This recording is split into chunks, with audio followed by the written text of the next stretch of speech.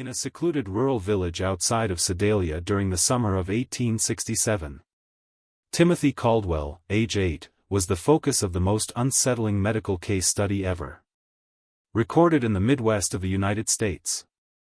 The sole doctor in the area, Dr. Samuel Harding, filled 3 leather-bound notebooks detailing the actions of a child whose conduct violated every rule of 19th-century medicine was aware of human nature. The youngster seemed to be normal, even endearing to onlookers. However, underneath his naive exterior was anything that was just beyond the scope of the medical science of the time. For 6 months, 3 fatalities occurred in mishaps near Timothy Caldwell, as well as the unexplained deaths of numerous farm animals. 11 individuals who had all encountered a youngster whose smile never made it to his light blue eyes. Local officials sealed the official documents. Officials and kept secret for more than a century. However, Timothy Caldwell's reality exposes a darkness that questions everything we believe to be true about children's potential for evil.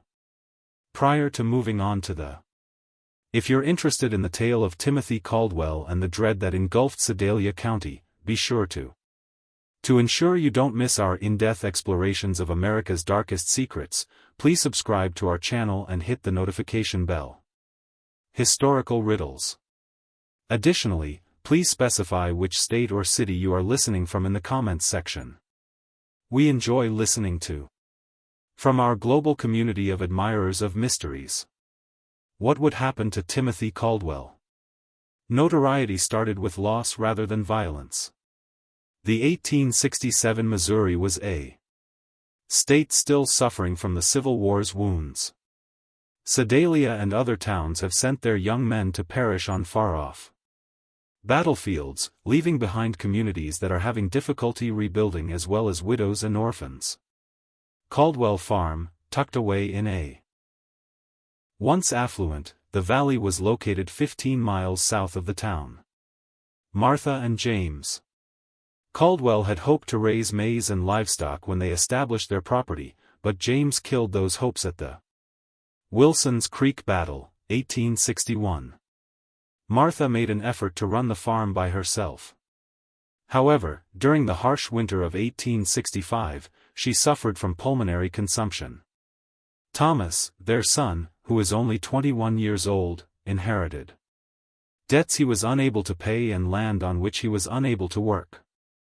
Thomas learnt that his brother William had passed away He left a wife and an 8-year-old son at Andersonville Prison, where he saw both opportunity and burden. Thomas needed a house, and Timothy, the boy, would need one. Assist with the never-ending task of farming. Thomas Caldwell was a tough individual who made more difficult by loss and conflict. Sarah, his wife, had been irritable and resentful during their years without children. Neither was especially equipped to raise a child, especially one that came to them. In the spring of 1866, with only a little cloth bag and eyes that appeared to be much older than his youthful appearance, Timothy Caldwell had pale, burning skin and was little for his age. His blonde hair, which his Aunt Sarah kept cropped short to prevent lice, was readily damaged by the Missouri sun. Little was said by him about his pre-farm life, providing just tidbits when asked. His dad had served in the military. His mum had coughed up blood. After her death, he had been living with neighbors for some time. What most impressed adults about Timothy was his civility. He never failed to say, "Yes, sir," and "Yes, ma'am." Complained about punishment or job. In every aspect, he appeared to be the epitome of a well-behaved child. Dr. Samuel Harding first came into contact with Timothy in June 1866 when the kid went with his uncle to get goods in town.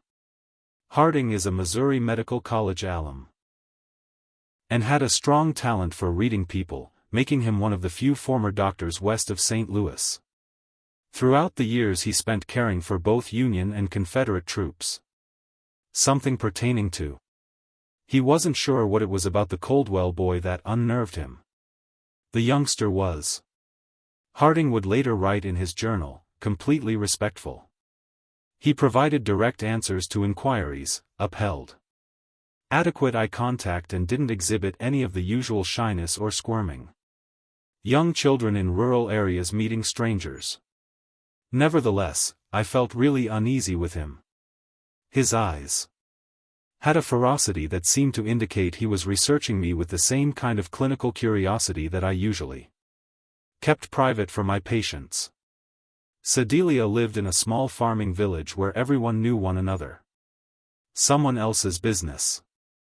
Although the Caldwell property was remote, it wasn't so remote that nothing was noticed by the neighbors. Mrs. Ella Laner Patterson, whose estate was adjacent to the Caldwell property, would frequently observe Timothy caring for the animals or laboring in the fields. She told her husband that the boy had a job with remarkable concentration for a youngster of his age, never appearing to grow weary, and never pausing to play or relax, as kids do by nature. She said it was like witnessing a tiny machine. One evening at dinner, she told her husband Samuel, from sunrise to sunset, he had worked diligently without grumbling or reducing speed. It's not normal for a boy to have absolutely no play in him. Chickens were raised on the Patterson farm, and every time Timothy was close to the property line, Ella Lanina observed that her birds became restless. They would group together. Together, they ruffled their feathers and squawked, not daring to approach the fence dividing the properties. Ella Lanina couldn't get rid of the notion that the animals sensed something, but her husband disregarded it as a coincidence. Concerning the boy that everybody missed. The first fatality happened on a hot August afternoon in 1866. The village blacksmith's daughter, 5-year-old Mary Fletcher, was well known in the neighborhood for her lively laugh and a propensity to get lost. She had been having fun close to Willow Creek, a little creek that connected a number of properties, the Caldwell farm among them. Her body was discovered by Timothy. He reached the Fletcher house as the family was getting ready for dinner, his face pallid and his clothes wet with what seemed to be sincere in your distress. He said, Mrs. Fletcher, in a calm voice in spite of his evident restlessness. I found Mary by the creek. She's not breathing. The hunt. Mary Fletcher was discovered face down in water that was just 18 inches deep by the group that hurried to the creek. Dr. Harding was called in. Discovered right away that the infant had drowned, which is a terrible but regular occurrence. Incident in remote areas where kids were playing near water without supervision. Harding was troubled by Timothy's story of finding the body, not by the death itself. The boy gave an exceptionally thorough account of the precise location where Mary had been located, where she was located, and how she was dressed. When questioned about how he got into, Timothy clarified that he had been at that specific location at that specific moment, searching for a misplaced calf. The youngster remembered with remarkable accuracy. Harding recorded in his journal. He was able to explain the precise placement of the dead child's limbs, how her clothing had even the hue of the water surrounding her face, as if she had been stranded on an underwater branch. For a child who professed to be alarmed and distressed by the finding, such attention to detail seemed out of the ordinary. When asked, Thomas Caldwell acknowledged that one of their calves had really vanished that morning, and that Timothy had been dispatched by him to look for the creek location. The calf was located 2 days later. Later, in a meadow over a mile from the place where Mary Fletcher had drowned, they were healthy and grazing. The family of Fletcher, heartbroken by their loss, gratefully accepted Timothy's condolences. He had been the one to locate their daughter and notify them right away, after all. Timothy was seated at the funeral, silently with his uncle and aunt. Throughout the service, his head was lowered in respect. as the family expressed gratitude to him for. He thanked them with suitable somnolence for his prompt action in informing them. I wish I could have. With the perfect amount of remorse and sadness in his voice, he told Mary's father that he had found her sooner. However, Ella Lanina. Something Patterson saw while observing from the other side of the chapel bothered her for days thereafter. When Mary. During the service, Fletcher's mother broke down in tears as she saw the tiny coffin that turned big men into tears. Timothy Caldwell's face remained the same. He bent his head in obvious sadness, yet his pale blue eyes stayed dry and alert when he believed no one was looking, taking in each and every aspect of the surroundings. 3 weeks later, the second fatality occurred. Older. Before his arthritis forced him into retirement, Henrik Len, a Norwegian immigrant, worked as a logger. He was discovered at the base of Devil's Bluff, a rocky protrusion in the area overlooking the creek where Mary Fletcher lived, the cliff. Henrik was known to climb there frequently to check on the wild beehives he kept, and had drowned. Timothy Caldwell was involved in the discovery once more. As he made his way home from town, he noticed something out of the ordinary near the bluff's base. The hat of Mr. Lson caught on a thorny shrub. Timothy informed the assembling audience. When he didn't respond to my call, I went down to have a look. After what seemed to be a fall from the top of the 40-foot bluff, Henrik Larsson was dead with a fractured neck. The work of Dr. Harding. The old man had probably perished quickly upon collision, according to the assessment. The scene's only oddity was that there were numerous dead bees strewn all over the body, significantly more than is usually located far from a hive.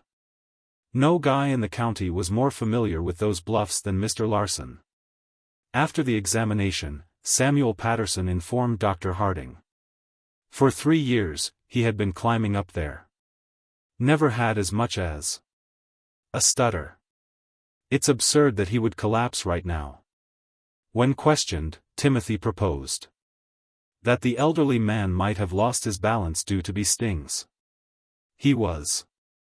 They are constantly complaining about how upset they get when you bother them. Perhaps they surrounded him and he got. Dr. Harding was perplexed by Timothy's statement, but something. He was troubled by the scene.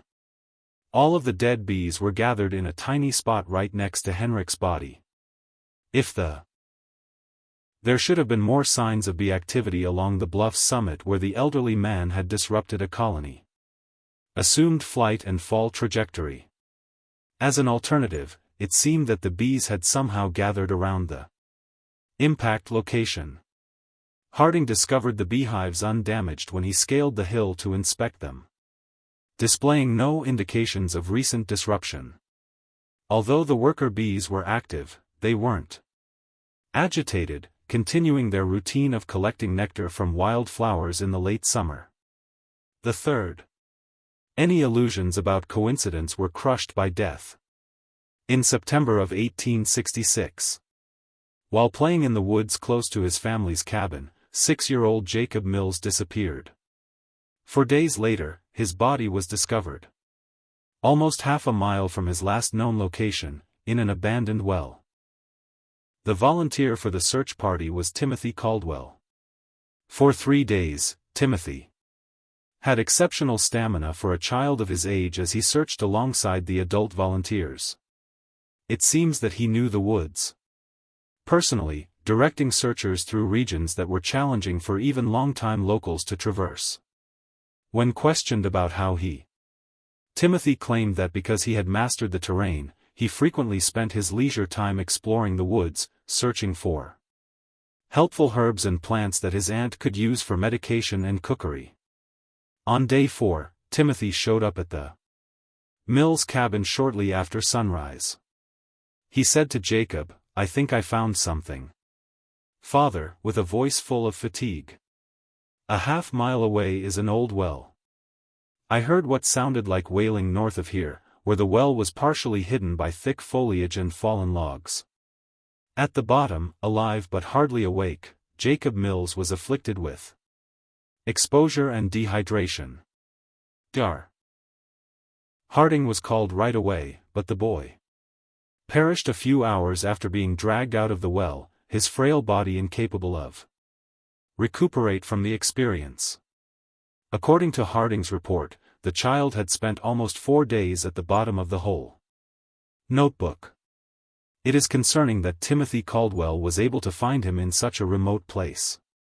What additional hidden threats might the youngster be aware of, and how well versed in the surrounding geography is he? Of Timothy's actions in Jacob's last hours were much more concerning. Timothy sat silently in the cabin's corner while the Mills family kept watch over their dying son. Seemingly in prayer, but Dr. Harding, who was positioned to watch the youngster covertly, discovered something. Something profoundly troubled him. Timothy's eyes were focused on Jacob Mills, but his lips were moving and he wasn't praying. With an almost scientific ferocity, he seemed to be cataloging each and every aspect of the dying child's condition, including the breathing difficulties, the pale complexion, the way awareness came and went, and when Jacob eventually died, Timothy's face was devoid of shock or sorrow, but rather what Harding could only characterize as contentment. Following the funeral, Dr. Harding excused himself to visit the deserted well where Jacob had been discovered. The location disturbed him for reasons he was unable to explain.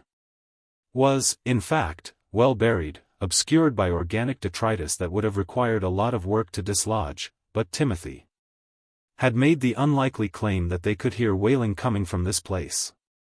Considering the well's depth and the quantity of bush that covered it, Harding looked more closely at the picture. He observed something that, in their haste to save Jacob Mills, the first rescue team had overlooked. Around the edge of the material in the well had been placed with amazing accuracy, including branches and logs that ought to have fallen. Indications of intentional placement at random, producing a camouflage that would be almost. The implications were too upsetting to say out loud, but it was impossible to spot unless you knew just where to look. Harding was convinced that Jacob Mills had been planted by someone and had not just fallen into the well. There, and the location had been meticulously hidden until the boy was too frail to be saved. Harding started taking thorough notes about Timothy Caldwell that evening. If his suspicions were right, the child posed a threat to the community as a whole. However, suspicions were not proof, and Harding needed proof. Lacking. The issue was that Timothy Caldwell appeared to be a role model. As a child, he frequently went to church with his aunt and uncle, where he sat silently during services and said prayers with the proper respect. He toiled hard on the farm, finishing chores that many adult workers would find difficult. He addressed his elders with dignity and demonstrated appropriate deference to authority. Most significantly, Timothy had believable justifications for attending every tragedy he had been searching for. He had been walking home from town when he saw Henrik Lenn's hat, and he had found Mary Fletcher, a lost cow. As any concerned community member would, they offered to assist in the search for Jacob Mills, but Harding's his experience in medicine had taught him to see past outward manifestations, and in caring for injured warriors, he had learnt to identify the indicators of men who died out of a sense of duty or need rather than out of a sense of national pride. More basic. These folks had a coldness, a detachment from everyday life. Delicate manifestations of human emotion, insufficient response to terror, and Timothy Caldwell showed a great deal of interest in pain and the capacity to talk about violence with clinical objectivity. All of these traits, but condensed into an 8-year-old child's face and physique. Dr. Harding's. In October 1866, the investigation got off in earnest. Using his role as the community's. As a doctor, he frequently visited houses and farms in the region, supposedly to assess the health of families still overcoming the devastation caused by war. In fact, he was collecting data on Timothy Caldwell, and what he found revealed a troubling image of a youngster who appeared to. Livestock on nearby farms had been dying at the center of an ever-widening circle of tragedy. Exceptional rates, from what seemed to be unintentional injuries rather than illness. Chickens were discovered with shattered necks that left no other evidence of predation, presumably murdered by foxes. Horses died as a result of strange wounds that developed infected in pigs. Farmers had to put them down due to sudden lameness, which Mrs. Elenina Patterson told Dr. She revealed that she had lost 17 chickens in the last 2 months, saying, "It's an odd situation. It's always found in the morning with their necks broken clean, and they're dying 1 or 2 at a time," she claimed. "Although I've never noticed fox signs around the coop, my husband believes it's foxes. And the manner in which they are slain is also nice, too." Harding looked at the latest casualties and discovered proof that confirmed Eleanor's suspicions. The hens had been murdered using exact force on particular spots on their necks, a method that needed a great deal of anatomy knowledge. It wasn't the sporadic violence similar to predator assaults, but much more controlled and intentional. Similar trends appeared on. James Wickham had lost 3 calves to what he called funny accidents on other farms. In methods that defied explanation, they somehow managed to suffocate themselves on ropes or jam their heads in fence rails. Explanation: the prize bull owned by Robert Dunham had tumbled into a ditch and fractured its limb, even though they are among the county's most agile animals. In each instance, the impacted farms were nearby the Caldwell residence, and on multiple occasions, neighbors claimed to have spotted Timothy in the I observed him strolling along our fence line in the area at the time of the occurrence. James Wickham informed Dr. Harding the morning before we discovered the calf, thought. Even though he lived so far away from home, the youngster constantly waved and called out greetings when he saw me, which was strange. Dr. Harding also started observing Timothy's behavior more closely during his routine, as if he had been educated correctly. The youngster was always present on the medical visits to the Caldwell farm, standing silently while Dr. Harding checked his uncle and aunt for the many illnesses that come with farming, but he saw that Timothy inquired about anatomy and medical procedures while watching these exams with unusual interest. Sophisticated for a youngster his age. How do you tell whether someone is truly dead? Timothy. During one visit, he asked in a casual manner as though talking about the weather. People simply appear to be sleeping. When asked why he was curious, Timothy stated that he was worried about. Uncle Thomas states, "I need to know how to help if someone was hurt while I was alone on the farm. Manage emergencies because we're so far out of town," he said.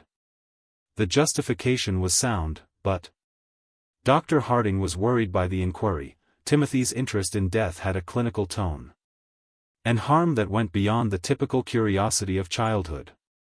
The boy inquired about how death works, how long it takes, what symptoms to look for, and whether individuals can live diverse traumas with the same disinterestedness that a medical student may exhibit while examining cadavers.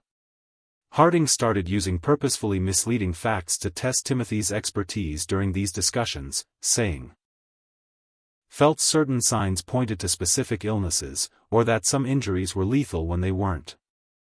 Never openly disputed these untrue claims, but Harding saw that the boy stored away each bit of facts with exceptional recall.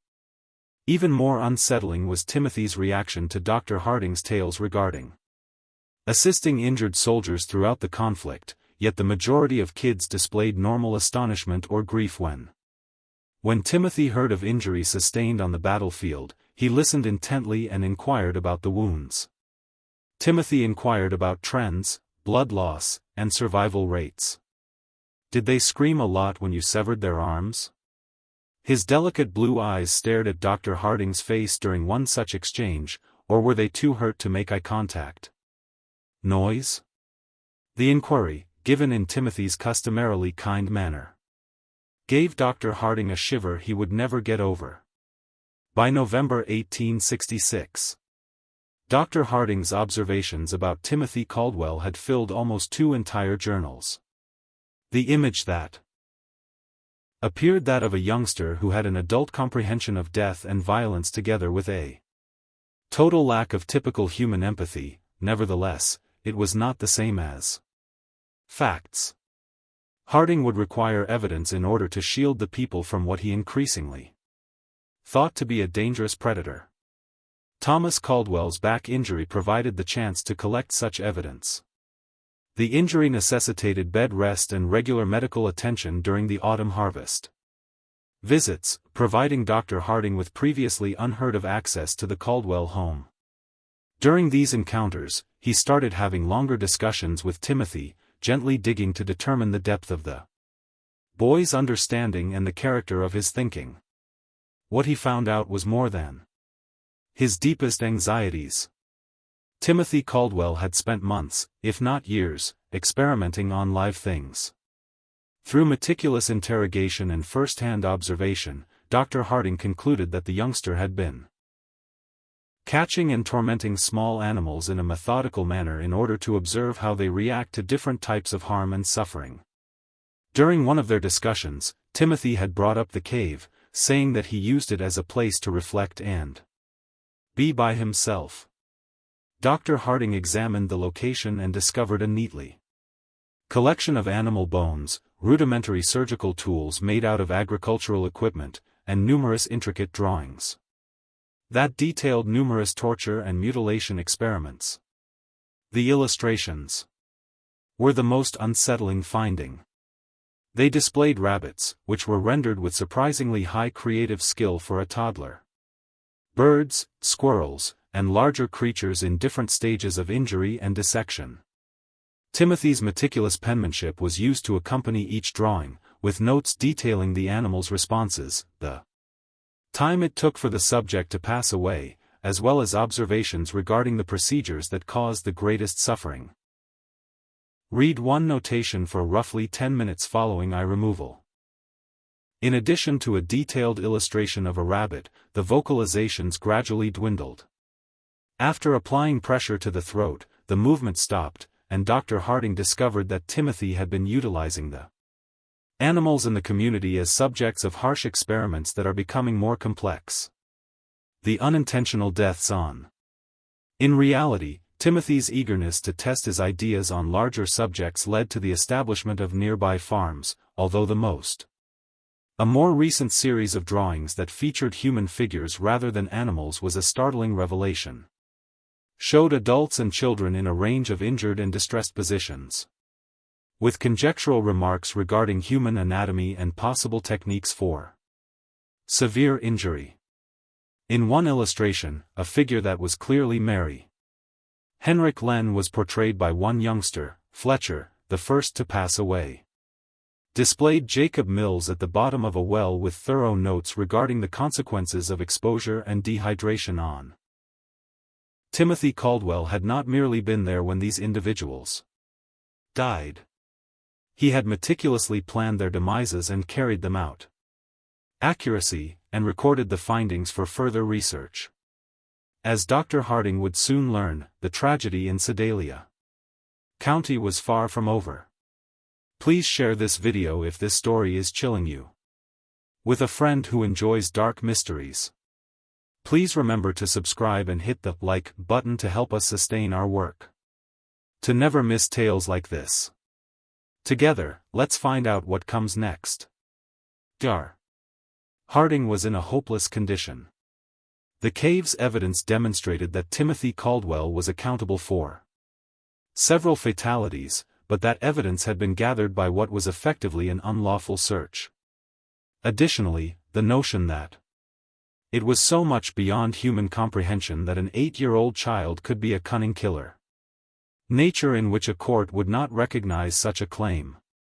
The 1867 medical science lacked a conceptual foundation for comprehending psychopathy or antisocial personality disorder. It was widely held that children were naturally innocent and could only become corrupted by negative influences or painful experiences. The notion that a newborn may not have the ability to empathize from birth or moral thinking was just unthinkable to the majority of people. Dr. Harding was aware that if he offered his conclusions to the local government, he would probably be written off as a man whose brain had been harmed by too many years of. Timothy would be defended as a military veteran, the facts would be explained away, and traumatized orphan expressing his sorrow, and the murders would go on. Rather, Dr. Harding chose to speak with Timothy face-to-face during his subsequent visit. He requested the youngster to accompany him on his stroll to the Caldwell farm so he could check on the animals in the distant pasture. Were by themselves, Dr. Harding shared his findings from the cave. Timothy's. Dr. Harding had not anticipated the boy's response, as he displayed no astonishment, no fear of being discovered, no rejection. He listened coolly as Dr. Harding explained the sketches and notes, nodding now and again as though to affirm the doctor's. Timothy remarked, "You're not going to tell anyone," when Dr. Harding. Simply speaking, it was a factual remark given with complete assurance rather than a query or a request. "Why would I not?" Dr. Harding inquired, sincere in his interest in the boy's logic. Timothy grinned, "The first. Because no one would believe you," he said, with the most sincere expression of emotion Dr. Harding had ever seen on his face. The child was spot on when he remarked, "And because you're curious about what I'll do next." Dr. Harding was aware that Timothy's allegations would seem like the outbursts of a man who was losing his mind, but Timothy had furthermore revealed a scientific fascination with something that the doctor was hesitant to acknowledge, even to himself. Watching the growth of the potentially most deadly person he had ever met. "How long have you been acting in this manner?" "Since I was 5, Timothy answered. Dr. Harding asked. "Maybe earlier."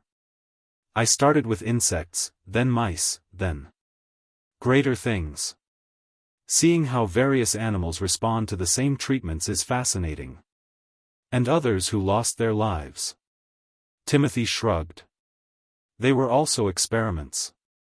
Sought to determine whether humans would respond similarly to animals, which they do in most cases, but it's more fascinating because they're more adept at comprehending what's occurring to them."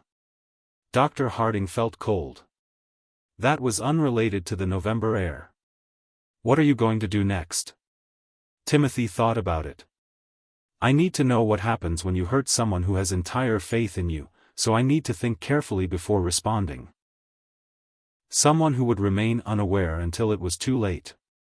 It was obvious that Timothy intended to murder his aunt and uncle. Dr. Harding was aware that he might only have a few hours, maybe a few days, prior to Timothy carrying out his schemes. The boy had disclosed his goals with the informal assurance of someone who thought he was above reproach, and experience told me that after Timothy made up his mind, he didn't hesitate. That night, Dr.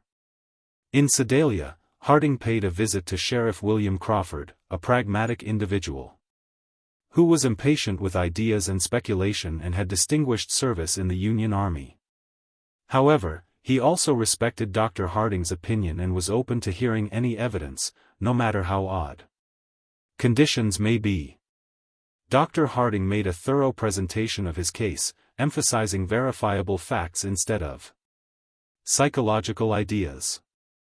He pointed out the sequence of deaths and showed Crawford the cave's drawings and notes, and incidents involving Timothy, and recorded the boy's peculiar anatomical and violent understanding.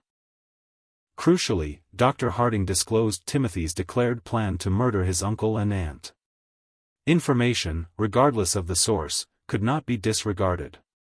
"Even if half of what your Sheriff Crawford stated, tell me is true," after going over the evidence and looking at each unsettling drawing with increasing concern. "A youngster cannot be arrested based on suspicions or drawings, but we can observe him, and if he attempts anything, we can be prepared to take action." Crawford examined the Timothy's sketches' anatomical accuracy, highlighting features that even his Civil War veteran knowledge hadn't prepared him for. Hours were spent by the two men formulating their plan, enlisting Crawford's most reliable deputies, individuals who had been his subordinates during the war and who were reliable in the face of stress. Dr. Sheriff Crawford and Harding came up with a detailed plan. Dr. Harding would appear at his regular time at the Caldwell farm, bringing Ldam supposedly for Thomas's pain control, but in reality, to keep Sarah and Thomas sufficiently sedative to stop Timothy from hurting with ease. Throughout the farmland, Sheriff Crawford and his deputies would take up strategic positions far enough away to evade detection, yet close enough to react rapidly. The following is how the plan was implemented. Good morning. Dr. Harding was riding his buggy towards the farmhouse. He saw right away that something wrong. Distinct. The typical noises of farm life in the morning, with hens pecking in the. There were no pigs in the yard, grunting in their pen. There was something unnerving about the property. Silence that gave him the chills. Before Dr. Timothy emerged in the doorway. Harding had even descended from his carriage. The boy remained still. With a predatory focus, his pale blue eyes followed the doctor's moves. He wore his typical work clothes, although Dr. Harding saw that Timothy's hands looked like they had been washed, and his sleeves were rolled up beyond his elbows. Lately, the kind of intensive cleaning that implied getting ready for a messy job. Good morning, Dr. Harding. Timothy's voice carried its usual air of civility as he spoke. However, there was an alteration underneath. There was a sense of expectation, a thrill the boy was fighting to control. I've been anticipating your arrival. Dr. Harding felt cold at the words. Timothy's waiting behavior indicated that he had been anticipating this visit. Maybe he had even been banking on it as a component of whatever scheme he had initiated. Within the Thomas and Sarah Caldwell were discovered by Dr. Harding in their bedroom, seemingly sleeping soundly. However, he saw that Thomas's respiration was abnormally shallow when he walked up to his bed to assess his health. A grayish pallor had appeared on his complexion, suggesting that it was more than just natural sleep. What did you give them? Dr. Harding knew the youngster was observing everything he did, so he asked in a low voice without turning to face Timothy. Just a few. Timothy said innocuously, herbs I found in the woods, yet his intentional word choice. This area is home to a wide variety of fascinating flora. Some of them have extremely beneficial qualities. Thomas had a weak but constant pulse, according to Dr. Harding's check. Sarah displayed comparable symptoms. She was still alive but in a severe state of unconsciousness. Timothy had utilized whatever. Been mindful about the dosage. The child wanted his victims to be alive but defenseless. For now, anyway. It will take them several hours to awaken. Timothy carried on the discussion. That ought to give us plenty of uninterrupted time to talk. Dr. Harding had never had a talk like the one that followed. Had ever gone through. Timothy discussed torture and murder with a medical professional's clinical objectivity. Anatomy is being discussed by the professor. He explained his animal experiments. And people with scientific accuracy, outlining his methods and the knowledge he had acquired from every death. Timothy began, sinking into a chair as though starting a conversation. I learnt from Mary Fletcher that drowning is actually quite slow. Good conversation in the afternoon. Everyone believes that people simply submerge themselves and vanish, but that isn't the reality. Not at all. The person struggles, panics, and tries to breathe in an intriguing rhythm before giving up. Before she stopped struggling, I had to restrain her for over 3 minutes. The blood in Dr. Harding's body froze. You kept her submerged in water. Timothy. Eagerly, he nodded. I informed her that I had discovered a lovely stone on the bottom of the creek where she was playing. As she leaned over, I simply pushed her head down and held it there so she could look. It didn't require much strength because she was so small, but she battled more valiantly than I anticipated. It dawned on me then that humans possess far more robust survival instincts than creatures. Timothy acknowledged that Henrik Larsson was more complicated. I couldn't physically dominate him, so I needed to think outside the box. Every Thursday, I knew he checked his beehives. The previous evening, I climbed up to the bluff and dislodged some of the stones along the edge in preparation for the morning. After that, I placed bees in a cotton bag from one of his hives. Timothy's eyes shone brightly as he explained his approach. I was waiting behind some rocks when Mr. Len walked up to inspect the hives. I began yelling that a huge swarm was attacking him and hurled the bag of bees in his face. He became anxious. I weakened the stone barrier, and he staggered backward, right over the edge. He was instantly killed by the fall. Exactly how I had predicted. Jacob Mills, too. Timothy claimed that Jacob was the most fascinating of all, his voice that sounds like a teacher discussing a highly interesting lesson. I didn't murder him right away like the others. I was curious to see what would happen if someone passed away gradually over a few days. Thus, I persuaded him to tell him I've located a family of baby raccoons and he should follow me into the woods. Timothy seemed to take a moment to appreciate the recall. The fictitious baby animals worried Jacob so much that he didn't consider the risk again. I assisted him in descending into the well. I then covered the opening by moving the foliage and logs. For 4 days, I went to see him every day and brought him just enough. Not enough water to allow him to regain his strength, but enough to keep him alive. As Dr. Harding saw, Timothy was not more speculatively discussing next experiments. The boy had certain plans, and it was evident that. What are you planning to do with your aunt and uncle? Dr. Harding asked, referring to the individuals who were already in the residence. Asked outright. Dr. Harding's smile was smaller than Timothy's sincere one. Never laid eyes on it.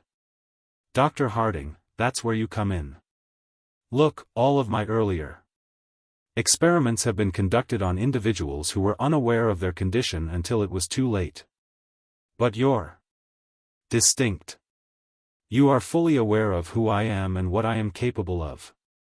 Thus, that makes you are the ideal subject for an entirely new kind of research. Timothy said. Started collecting objects from the room that Dr. Harding identified as possible weapons. The Barnes rope, several sharp cooking tools and a heavy candlestick off the mantelpiece. The boy methodically arranged his equipment. Exactness as though getting ready for surgery. I'm curious to know what happens to someone who is aware of their impending death. Seeks to save those they love. Timothy went on, getting more excited. Will you give up your life to preserve Aunt Sarah and Uncle Thomas? You know I've prepared for the prospect of a fight, but will you still try to fight me? Will. To save yourself, do you try to flee and leave them behind? The moment for communication was over, and Dr. Harding knew it. Timothy had disclosed enough about his intentions to make it obvious that everyone in the home was in imminent danger of death. He sketched. Retrieved his medical bag's pistol and aimed it at the youngster. Step away from the knives, Dr. Harding instructed Timothy. Despite his pounding heart, he spoke steadily. Instead of being afraid, Timothy examined the weapon with curiosity. I take it that's a Navy Colt? In a conversational tone, he asked. I've seen images of them in war-related literature.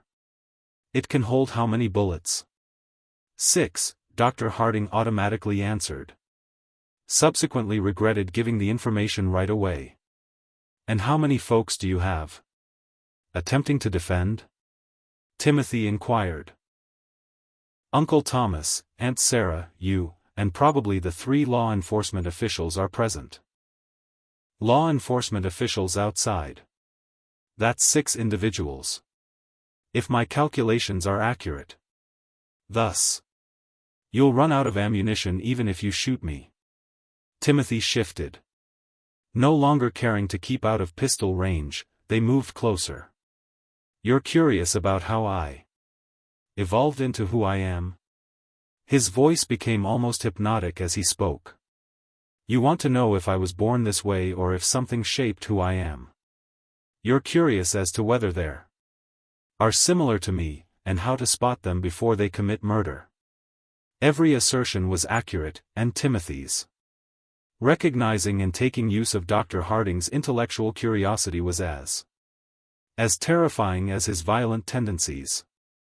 The youngster knew enough about people to forecast their actions and control their reactions, even if they are aware that they are being controlled. The altercation started when Timothy held a length of rope in his hands and walked over to his sleeping uncle. Dr. Harding moved to jump in and help, but Timothy produced the kitchen knife and slashed at the doctor's arm with unexpected vigor and speed. The ensuing conflict was short but brutal. Timothy battled like a beast in a corner, furious and fierce, employing the knife with a level of proficiency that suggested a great deal of practice. Compared to Dr. Harding, the youngster was weaker and smaller, yet he also battled with the methodical accuracy of someone who had studied anatomy, and he was quicker and more agile. Vastly. Before the boy dropped the knife, Dr. Harding was able to seize Timothy's wrist and twist, but Timothy instantly drew another sword from his garments. It became evident that the boy had a number of weapons ready and they were placed thoughtfully all about the house. Upon hearing their altercation, Sheriff Crawford and his deputies fleeing from their hiding places, they rushed through the rear entrance to discover. Apparently, Thomas and Sarah Caldwell were comatose on their bed as Dr. Harding struggled with Timothy, oblivious to the violence going on around them. Timothy was swiftly restrained by Deputy Mitchell, and Dr. Harding captured his breath and examined the pair who were unconscious. Timothy Caldwell sat quietly in the corner of the room after the dust had cleared. His face was bruised and his clothes were ripped, yet his beautiful blue eyes were still possessing the icy intelligence that had initially unsettled Dr. Harding so many months prior. You cannot demonstrate. Timothy responded, anything, as the deputies bound him with ropes. No one will think a child did all those things. Sheriff Crawford gazed down at the youngster, fascinated and disgusted at the same time. Maybe not, he responded. However, we don't need to demonstrate everything. If you try to kill your family, you will be imprisoned anyway. Of your age. That made Timothy smile. The same sincere display of feeling that the previous day, Dr. Harding had seen. He responded, you won't hang me, with unequivocal assurance. I'm too intriguing and too youthful. Someone will be motivated to learn. Me instead. The terror in Sedalia came just when we believed we had seen everything. The county gets more intense. Share this video with others if this narrative is chilling you. A dark mystery-loving pal. Click the like button to show your support for our work. Additionally, remember to subscribe so you don't miss any more stories like this one. Together, let's find out what occurs next. Timothy Caldwell was correct that it would be impossible to prove his misdeeds, but he was mistaken about his fate. As soon as Sheriff Crawford, when he tried to show the cave's evidence to the county prosecutors, he faced the exact opposition that it was Dr. Harding's prediction. It was decided that the letters and drawings were the result of a troubled child acting out trauma from the passing of his parents. Coincidence was blamed for the pattern of mishaps and fatalities, which Timothy's regrettable tendency to assist in times of need. However, Thomas and Sarah Caldwell's attempted murder couldn't be justified. 3 policemen had seen Timothy assaulting his sleeping family members, with the obvious intention of killing. Even the most understanding onlookers couldn't dispute that an 8-year-old boy would use a knife to kill family members unless there was a serious issue with his personality. There was no framework in the 1867 judicial system for handling violent kids. Although Timothy was too young to be prosecuted as an adult, he was too dangerous for straightforward placement in a reformatory or orphanage.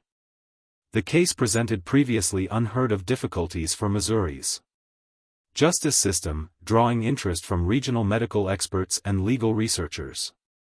Following weeks of legal disputes and discussions with specialists from distant places like Boston and Philadelphia, a compromise was made. The Missouri would remand Timothy to their custody. Fulton State Hospital for the Insane, where the most cutting-edge alienists in the field would examine and treat him. The area. No one was entirely satisfied with the decision.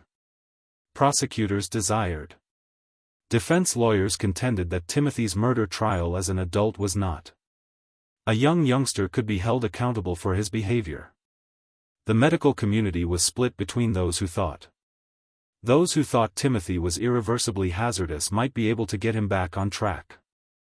Dr. Samuel Harding offered to go with Timothy to the hospital, where he spent 3 months recording the boy's actions and collaborating with hospital personnel to gain insight into their situation. The ensuing case study was among the first to systematically examine children's antisocial behavior, but not until decades after the events will it be released. Timothy adjusted to life in the hospital with. He had displayed the same calculating intelligence on the farm. He picked up the ability to imitate suitable feelings and answers, persuading a number of employees that he was making incredible strides in recovering from his catastrophic episodes. When talking about his transgressions, Timothy would sob effectively, exhibit what seemed to be sincere regret and appreciation for the treatment he was getting. However, Dr. Harding noted that Timothy was simply observing those around him in order to improve his manipulation skills. The youngster had produced what was effectively an exhaustive list of human emotions, and he was able to replicate these signals with exceptional precision even though he is not experiencing any of the underlying feelings. The individual exhibits exceptional cognitive capacities combined with a total lack of authentic emotional reaction. As stated by Dr. Harding in his thorough reports, he is skilled enough at mimicking typical human behaviors to fool casual observers. However, closer inspection shows that the act is all staged. Timothy is aware of people's expressions of enjoyment when they want something positive to continue, and sadness is the expression people make when they want assistance from others. However, he has never really encountered either feeling himself. The evaluation conducted by Dr. Harding also demonstrated the severity of Timothy's violent thoughts and perspective plans. When the child thought he had won Dr. Harding over by feigning interest in the scientific approach to researching human behavior, Timothy started exchanging concepts for upcoming experiments that, in contrast to his previous misdeeds, seemed rather restrained. He has created complex situations to examine how people react to different types of physical and psychological pain. Dr. Harding gave a confidential report. He is incredibly creative in his plans and meticulousness in addition to a deep comprehension of human psychology. If he were let to grow up and acquire more assets, he would probably turn into one of the most dangerous people in American history. According to hospital records, Timothy spent 18 months there. At that time, a number of unexplained. There were situations that exhibited the characteristics of Timothy's approach. Additional patients were discovered dead in conditions that indicated natural causes or accidents, but which demonstrated patterns of intentional planning when closely analyzed. 3 elderly individuals passed away as a result of appeared to have heart failure after speaking with Timothy, despite the fact that everyone had previously been in reasonably decent health. 2. Serious injuries were sustained by younger patients in what seemed to be unintentional falls. However, both incidents took place in the same locations where Timothy had been spotted previous in the day. The most unsettling. Patients reported that Timothy had been discreetly standing next to their beds at night, paying them visits, and observing them while they sleep. Timothy's close hospital colleagues also started to encounter strange issues. Numerous. After spending time with the youngster, nurses reported having ongoing nightmares, which frequently included intricate scenarios of death and violence. 2 staff asked to be moved to different wards because they felt continuously observed, even when Timothy was purportedly sequestered in his chamber. Martha Fitzgerald, a physician who was brought, found that Timothy had been keeping a covert journal and brought in to offer more treatment expertise. Timothy had persuaded a nurse to give him paper and a pencil so he could do therapeutic writing activities, saying believed writing down his feelings and thoughts would improve his ability to deal with them. The journal seemed to include all of Timothy's assertions. Everyday notes detailing his ideas, his apologies for previous deeds, and his aspirations for further recovery. The vocabulary and emotional content of the poem were suitably infantile, and it depicted a profoundly a young person who is damaged yet essentially redeemable and is battling harsh circumstances.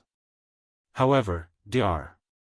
Fitzgerald was familiar with coded communication as part of his training in European psychiatric procedures systems. She used analytical techniques to examine Timothy's journal and found that the seemingly benign an advanced cipher scheme was present in the entries. The texts that were decrypted showed Timothy's actual intentions and ideas in unsettling detail. Instead of feeling regret or being rehabilitated, he was carrying out a methodical investigation into the hospital, its personnel, and its security protocols. His objective wasn't not just to get out, but to utilize his imprisonment to hone increasingly sophisticated methods of manipulation and killing. Day 47. Dr. F thinks my cries during the session today were real. Go through 1. Deciphered entry.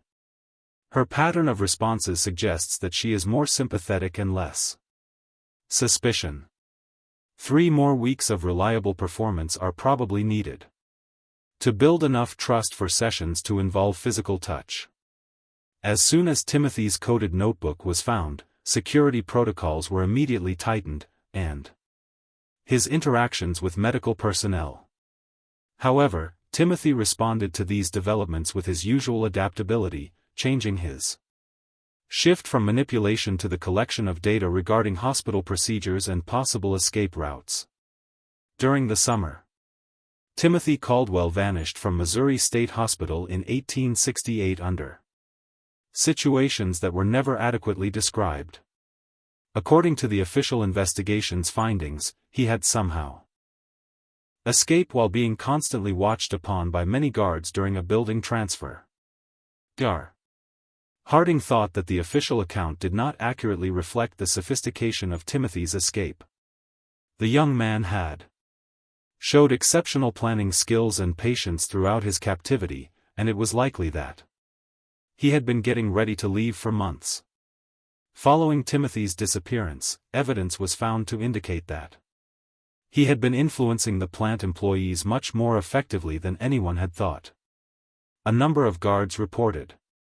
In the weeks prior to Timothy's escape, minor policy deviations were allowed for him, giving him more reading materials, letting him work out for a little longer, and making small changes to his daily schedule that, while seemingly innocuous on their own, could have resulted in chances to get away.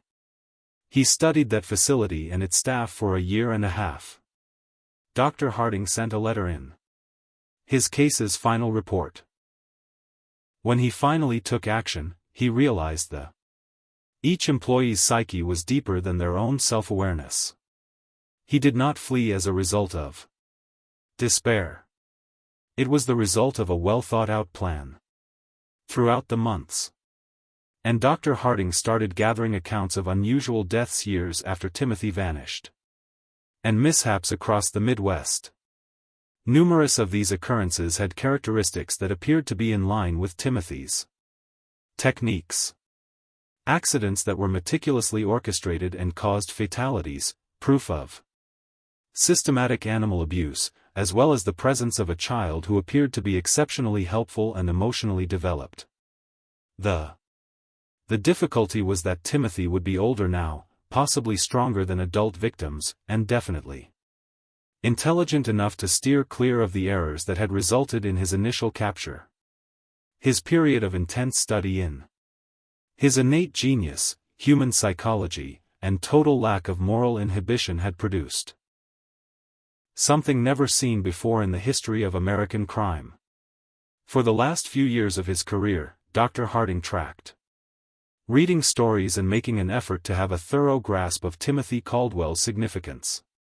His hundreds of pages from private notebooks found after his death in 1891 documented scenarios in which Timothy could have been implicated, as well as theoretical debates regarding the essence of evil and the potential that some people may not have the ability to reason morally from birth.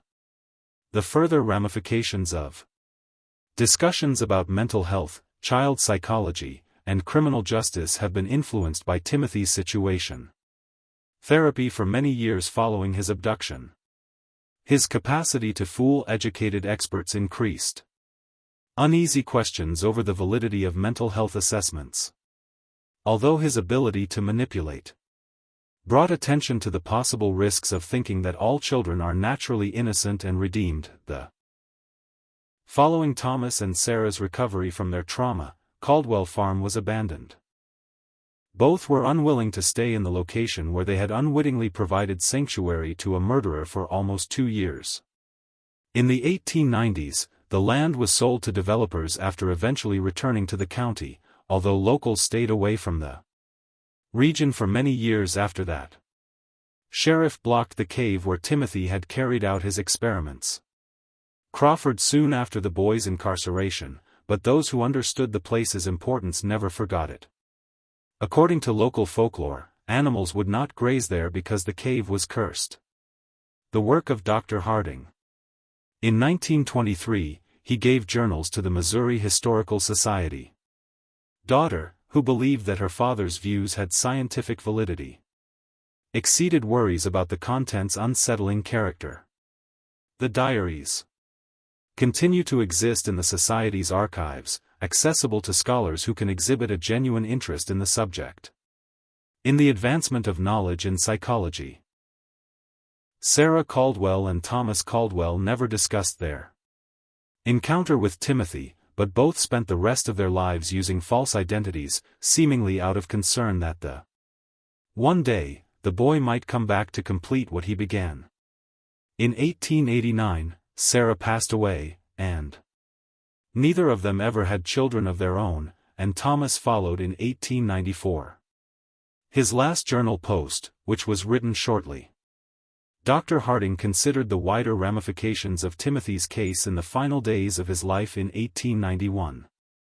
I've spent 24 years attempting to comprehend Timothy Caldwell's meaning, and I worry I've come to a startling realization. There was nothing unusual about Timothy. He was a peak of what people could become if they were not subject to the moral and emotional restraints that we take for granted. Essential to who we are. If he lived to be an adult, then at some point in America, a man who is more knowledgeable about human psychology than any expert with training can control others with extraordinary talent, and who consider the rest of humanity to be nothing more than objects for testing. This riddle demonstrates to us how evil can appear as innocent, and that our preconceptions about human nature and childhood can be dangerously innocent. Timothy Caldwell's case compels us to Address difficult issues regarding the nature of moral formation and the potential that some people might be born lacking the basic empathy and compassion that we take for granted. To people. How do you feel about this tale? Do you think everything was disclosed, or could Timothy Caldwell's fate be more complicated than what the official records indicate? Go. Tell us what you think of this troubling period in American history by leaving a comment below. If you found this enjoyable narrative, click the notification button, and subscribe if you want more scary stories like this one. Ring, and share it with someone who enjoys dark, intricate mysteries like this one. 1. Recall that reality is frequently scarier than fantasy. Additionally, history contains mysteries that keep us from fully comprehending human nature. Look you in the upcoming video.